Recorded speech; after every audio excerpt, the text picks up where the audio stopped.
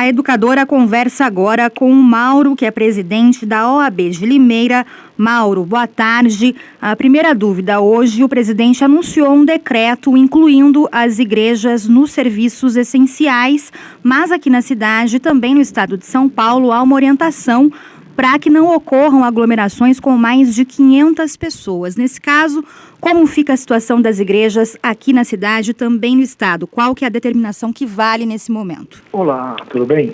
Várias determinações que, na verdade, são decretos diferenciados de âmbitos do Poder Executivo também diferenciados.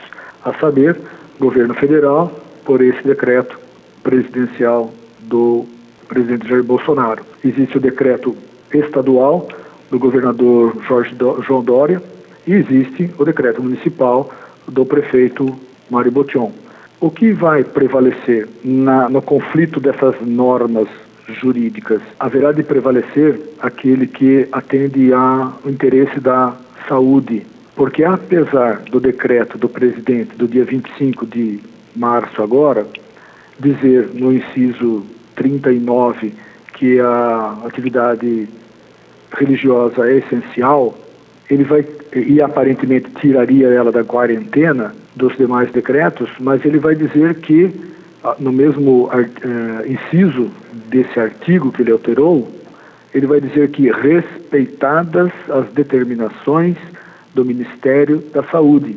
E o próprio Ministério da Saúde também determina que se guarde uma distância entre um cidadão e outro, mesmo em lugares abertos ou fechados, né? Pior ainda no fechado, mas até nos abertos. E se decretos que aparentemente são infra ou menores do que o presidencial, no caso estadual e o municipal, aparentemente menores, disserem o contrário, eles hão de ser respeitados, porque a Constituição Federal, no artigo 23, inciso 2º, ela determina que os órgãos do Poder Executivo têm concorrência legislativa ou capacidade, competência de concorrência legislativa. Eles podem, no caso, baixar a sua regra, a sua norma jurídica.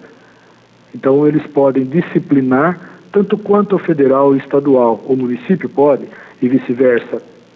Então, se o decreto municipal ou o estadual for mais restritivo, atendendo ao interesse da saúde pública, respeita-se esses e não necessariamente o decreto do presidente. Mauro, isso também vale, por exemplo, se o presidente determinar que é possível a abertura de outros serviços, como o comércio ou funcionamento de escolas, também vale, nesse caso, a determinação do governo do estado e da prefeitura de Limeira? Sim, porque a regra é a mesma.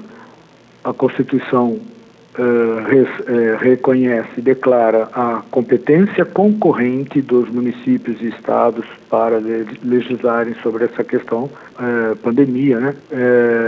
De infectologia, questão de saúde. E aí as demais também, né, estarão restritas a isso. Lembrando que, inclusive, o ministro Marco Aurélio Mello acabou de dar uma liminar numa ação direta de inconstitucionalidade promovida por um partido democrático trabalhista contra a medida provisória do governo, não contra esse decreto, contra uma medida provisória. E ali o ministro Marco Aurélio Mello consagrou essa competência concorrente dos municípios e estados para legislarem da mesma forma. É estranho até dizer município legislar, porque o município é um poder executivo. Ele não deveria legislar propriamente dito, mas ele faz, no sentido de ele apresenta os projetos, a Câmara na cidade.